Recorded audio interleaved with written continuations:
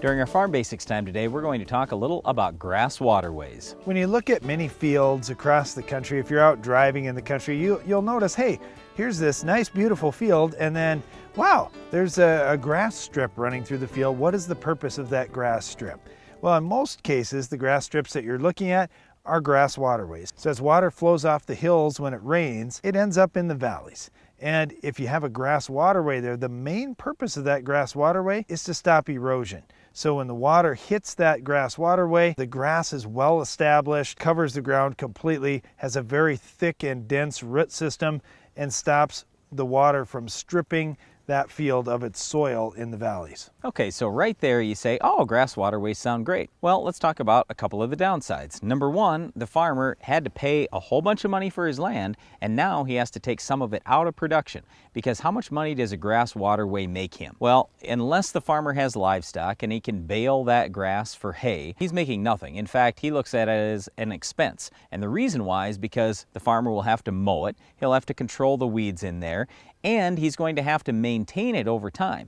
So the farmer has to spend all this money maintaining that waterway, and he gets no income off it. So that's the biggest downside that we see. All right, when it comes to grass waterways, one other thing that farmers really have to watch is the weeds. And as we talk about how many challenges farmers have across the country controlling weeds, many times it's, well, they did a great job controlling the weeds inside their field, and it's the ditches and fence lines and these grass waterways where weeds can go to seed, because a farmer isn't going to use his sprayer and spray the weeds in those grass waterways, because what he's spraying oftentimes is to try and stop any grass that may be growing out in his field.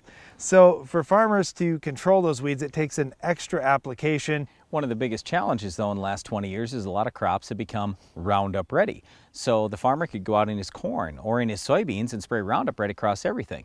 Well, unless he shut the sprayer off at just the right point, if he sprays the Roundup over the top of the grass waterway, what do you think happens? Well, the waterway dies or gets damaged. Pretty soon more weeds get in there. Pretty soon the grass starts to disappear, and eventually there's no waterway left. So now we've got more erosion issue, and then there's more expense again. The farmer's got to go back in and reseed the grass. It's all a real challenge for grass waterways. So the overall theory is great, and we want you to understand farmers are trying to do everything they can to conserve their soil, to make their soil better, all those types of things. But when they've got these valleys where a lot of water is going to run through them, that's where grass waterways are needed. It's just very difficult to maintain and preserve those waterways over time. There are really two things that farmers can do to try and help keep some of that water out of the waterway. One of the two things is just raising bigger crops. If farmers can do a good job, get the nutrient balance right in the soil, do everything they can to manage that field for high yield, as that crop yields more, it's going to use a little bit more of the water that's going to land on the field.